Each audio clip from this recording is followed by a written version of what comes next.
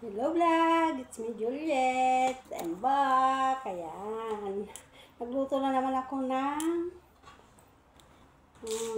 tinapay. Muntik ko pang nakalimutan kasi nga naglilinis ako. Muntik ko pang nakalimutan. Ayan ako.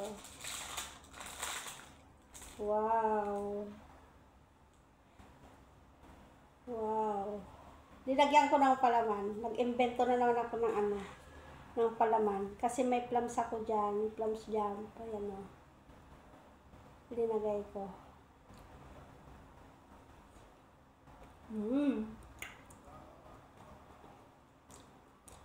Ang sarap.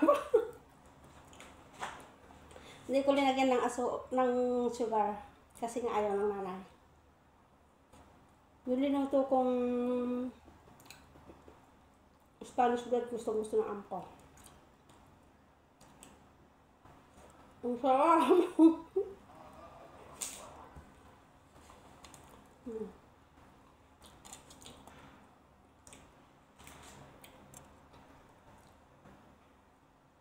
Ang sarap. Ito guys, walang palaman to.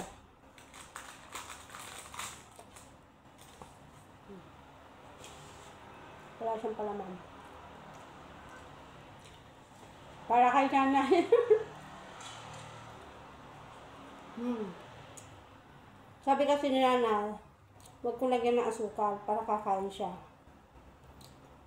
Ayan, hindi ko linagyan. Konti lang nilagay ko.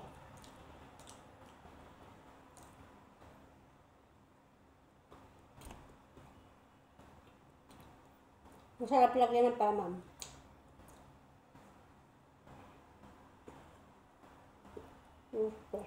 Ang sarap, grabe. Napay-perfect ko na magluto ng tinapay. Napay-perfect ko na magluto ng tinapay. Sa susunod, kasi ito mga trial lang ko eh.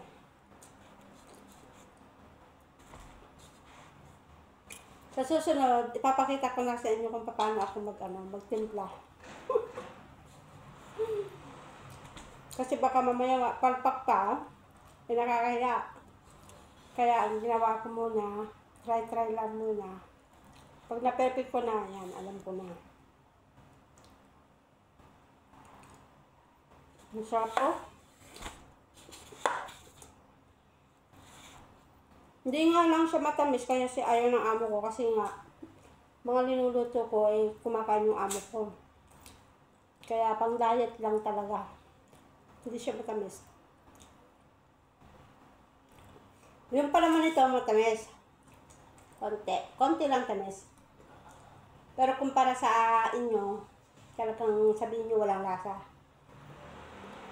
Pero para sa akin na nagda-diet sa sugar, yan. Kasi nga, nagkakape ako without sugar na. Ang sarap po. Nakalimutan ko. Muntik pang masunod. Magsasagdo ka pa. Ang sarap. Bye bye guys.